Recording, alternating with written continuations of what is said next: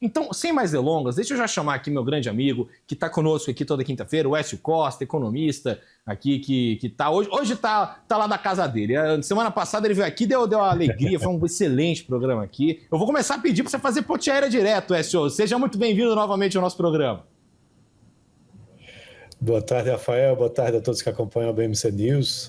Gostaria bastante de estar fazendo essa ponte aérea, porque toda vez que eu vou aí é bastante intenso. Muitas reuniões, né, muitas participações. É sempre um prazer estar visitando, né? Apesar de que semana passada o trânsito estava bem intenso, né? Parecido até com o trânsito que a gente tem aqui em Recife também. Não, mas aqui de São Paulo é a nossa marca registrada. O trânsito aqui é impressionante. São Paulo é a terra da garoa, que quando garoa não tem terra. É só garoar um pouquinho que já acabou, ninguém anda mais. Mas não, a gente não está falando aqui de São Paulo, nem aqui, senão vou começar a chorar aqui. Vamos falar um pouco sobre esse Ibovespa. Esse Ibovespa que hoje está numa queda de 0,1%, 146 mil pontos, muito por conta de uma cautela geral no mercado. Queria entender, o que gera essa cautela? Hoje teve dado lá dos Estados Unidos. Queria saber um pouco sua opinião sobre esse atual momento do nosso mercado financeiro. Então, a gente vive aí uma semana de emoções, né, com a Assembleia da ONU, que eu acho que eu sou professor de Economia Internacional, né, e a gente termina acompanhando muito essas reuniões de organizações multilaterais, e acredito que nos últimos anos essa foi a Assembleia de maior repercussão, né, de maior interesse dos últimos anos, justamente por conta dessa política comercial dos Estados Unidos, o tarifaço, e também de outras medidas, né, com proibição de emissão de vistos para determinados países e determinadas pessoas, a imposição também da Magnitsky para aqui no Brasil, né, para o ministro. Então, isso trouxe muita atenção, né, e acompanhamos de perto os discursos que foram feitos tanto por Lula quanto por Trump, inclusive muito interessante, né, que Lula abre, depois vem Trump, e aí os dois se encontram. Nesse encontro aí o Trump termina mencionando que gostou de ter encontrado Lula e que está à disposição para um encontro. Só que aí depois a gente vê o próprio governo anunciando que esse encontro só vai acontecer de forma remota, né, por telefone ou videoconferência, porque a agenda do presidente Lula estaria muito ocupada para encontrar o presidente da maior potência econômica mundial.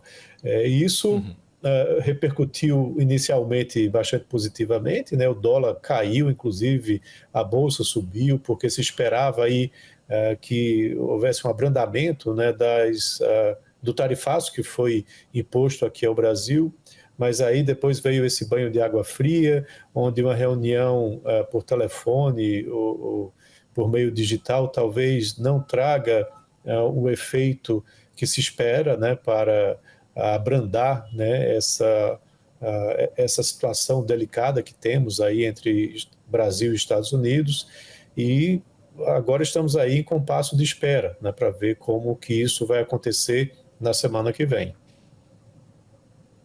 Exatamente, né? Essa questão toda da reunião entre Lula e Trump, que é muito interessante a gente analisar do ponto de vista de economia internacional, é que a gente está aqui, inclusive, de olho desde o primeiro dia, né? Porque era a coisa mais esquisita do mundo. O presidente Trump, ele tá atrás do Brasil, está inclusive sancionando, tarifando o Brasil há 3 meses. Aí na primeira fala da Assembleia Geral da ONU, o Lula foi lá e falou sobre as sanções, falou que não estava de acordo com as sanções e tudo mais. E logo na primeira fala do Trump, na Assembleia Geral da ONU, ele fala que adorou o Lula, que é super amigo, que não, vão se reunir, eu adorei ele, eu faço negociação com quem eu gosto. É muito esquisita essa situação toda. E, obviamente, o próprio Itamaraty já meio que falou assim, não, ó, cuidado que com o Zelensky foi a mesma coisa. Ele falou que adorou lá o Trump e tudo mais, o Trump falou que adorou ele, foi chegar lá no Salão Oval, tava todo mundo com as câmeras lá ligadas, e o Trump, aí sim, ele foi lá e bateu no Zelensky, nas palavras e tudo mais. Então, esse cenário de um pouco de tensão, né? O Itamaraty vai proteger, obviamente, o presidente Lula vai falar, vai ser algo por telefone ou até mesmo vídeo chamado e tudo mais. Isso pode impactar negativamente no mercado ou é justamente esse tipo de cenário que a gente está olhando hoje, essa cautela do 0 a 0, é muito em torno dessa reunião que vai acontecer na semana que vem?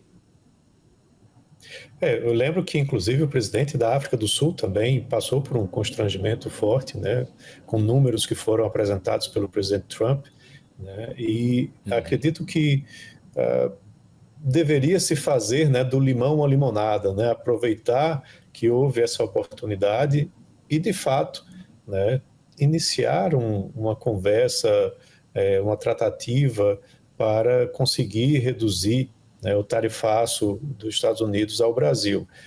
Hoje, por exemplo, saiu o relatório de política monetária do Banco Central com uma revisão para baixo da taxa de crescimento da economia brasileira, né, para 2%, e um dos fatores que foi mencionado como motivo para que isso aconteça é o tarifaço imposto pelos Estados Unidos à economia brasileira. Então, veja como isso é relevante, como isso é importante e precisa ser tratado, revertido, para que a gente tenha uma melhoria, né, do crescimento da nossa economia, do otimismo aqui em relação ao nosso crescimento.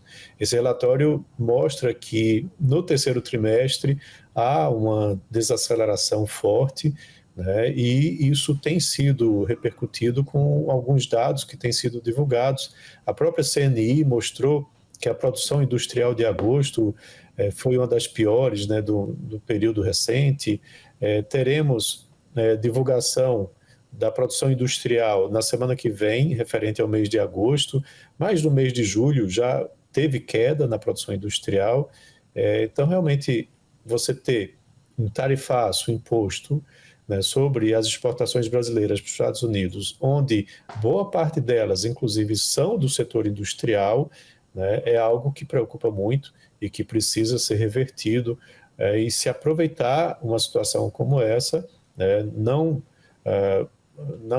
se esconder, não retardar e realmente fazer o contato, né, com o presidente Trump, que seja por telefone, por videoconferência, mas com esse objetivo, né, de melhorar as relações entre os dois países. Exatamente, né? E até mesmo olhando um pouco para esses dados, né, que hoje saíram do Brasil, né, a gente teve aí o Banco Central trazendo o IPCA 15, né, ou melhor, o IBGE, né, trazendo o IPCA 15 de setembro, subindo 0,48%, abaixo do consenso, que era de 0,51%, com a pressão na energia elétrica e queda de alimentos e bebidas. Em 12 meses ficou em 5,3%, e o dado ajuda essa narrativa de uma descompressão de serviços, mas ainda bem acima da meta do Banco Central. E no relatório de política monetária, aí sim, do Banco Central, foi reduzida a projeção do PIB de 2025 para 2%. Antes estava em 2,1%.